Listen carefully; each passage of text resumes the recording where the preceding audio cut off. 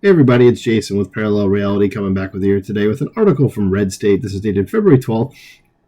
And you've seen since Trump has been finding out, or I should say not Trump, but Elon with Doge has been finding out where all of our tax money has been going to.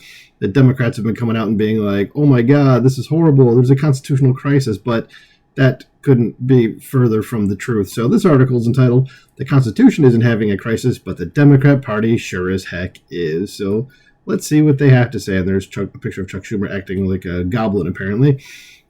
It says the Democrat Party is going through what can best be described as a prolonged Ann Selzer moment, in which they desperately cling to any false narrative they think will help them be relevant in Donald Trump's golden age. Yeah, it certainly seems like it, doesn't it? Just Trump has the party so rocked to its core that they're incapable of behaving in a way that isn't repugnant to the vast majority of Americans.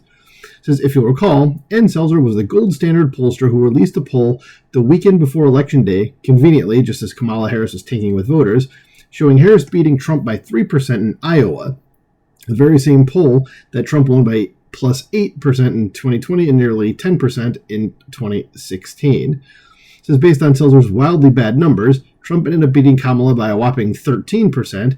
Democrats spent the final 3 days of the 2024 presidential election clinging for dear life to the idea that Trump was losing Iowa, which obviously meant that a Kamala landslide was in the making. LOL. Yeah, I remember seeing all that stuff, and I was just like, that's not going to be a thing. You know, like it just felt wrong, and obviously it was, thank God. So there are some great compilation videos on YouTube detailing just how badly Democrats and their media lapdogs touted the Selzer poll and took embarrassingly premature victory laps. They knew better, but it's the only hope they really had at that point.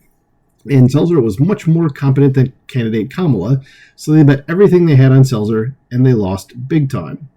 So let's fast forward a few months, and the left is still wrong about everything and taking refuge in silly narratives. Not only that, they're embarrassing themselves every opportunity they get, proving time and again that American voters were right to send them into political exile. Hopefully that can continue going forward and they stay there forever.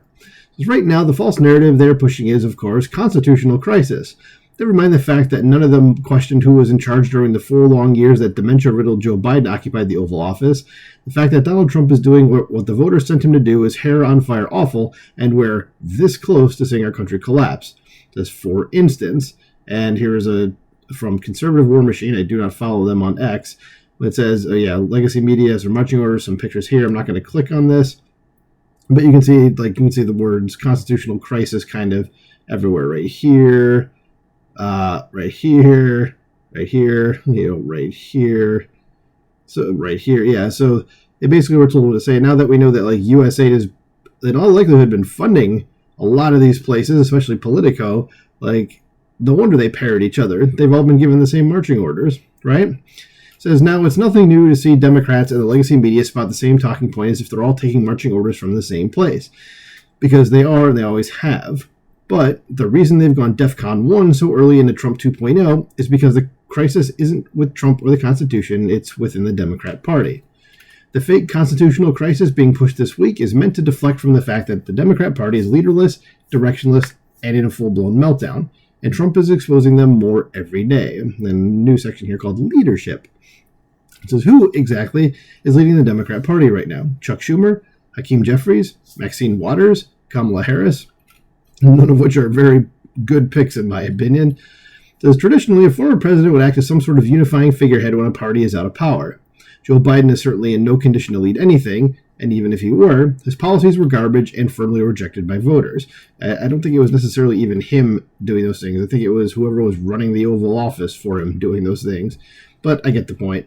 It says, far from making a compelling reason to follow them, the current crew of leaders are weak, lacking in vision, ineffective, and flailing spectacularly to challenge Trump's agenda.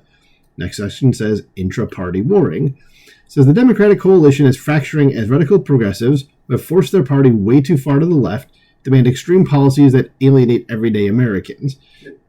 It says, then there are party elites who are desperate to retain some semblance of power after their electoral losses, and they really don't want their misdeeds uncovered by Elon Musk and Doge, and too freaking bad at that, because that's going to happen.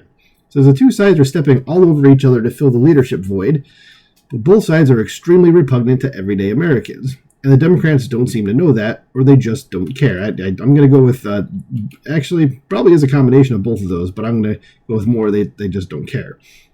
It says even their own side doesn't like or trust them, as the numbers show rank-and-file Democrats are turning into Fox News in droves to get their news. Yeah, maybe because they realized everything on the left was BS, and they were lied to by MSNBC and CNN. I mean, there was that clip that, like, Caitlin Collins was on Stephen Colbert, and Stephen Colbert says something about, like, there was one of them, it might have been Colbert, that says, like, yeah, I know CNN just reports the facts, and the whole audience, like, you hear them just laugh. And it was like, he's like, that wasn't a joke. But yeah, CNN is a joke, though.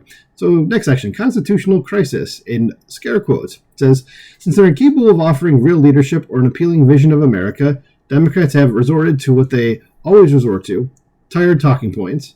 Remember that old chestnut that Trump is a threat to democracy, or that J.D. Vance is weird, or that Kamala Harris was full of joy? Oh yes, I remember all of those. Because all of that is so 2024. Now that Trump is working to undo the mess Democrats helped create, the country is in a crisis. What the left seems determined not to recognize is that we all know they themselves have pushed unconstitutional policies for years. It could be called ironic if it wasn't so pathetic. When they controlled the White House, they went to war against the American people by weaponizing the Justice Department, ignoring Supreme Court rulings they don't like, and cheering when blue state governors defied the Constitution with lockdowns and other leftist nonsense. And now they're crying foul? Too bad. Yeah, it's like, and I've said this before in other videos, that every single time a Democrat complains about something that the Republicans are doing, they themselves have done the exact same thing or worse. So... but it's just, of course, because Republicans are in power now, they're going to complain about it.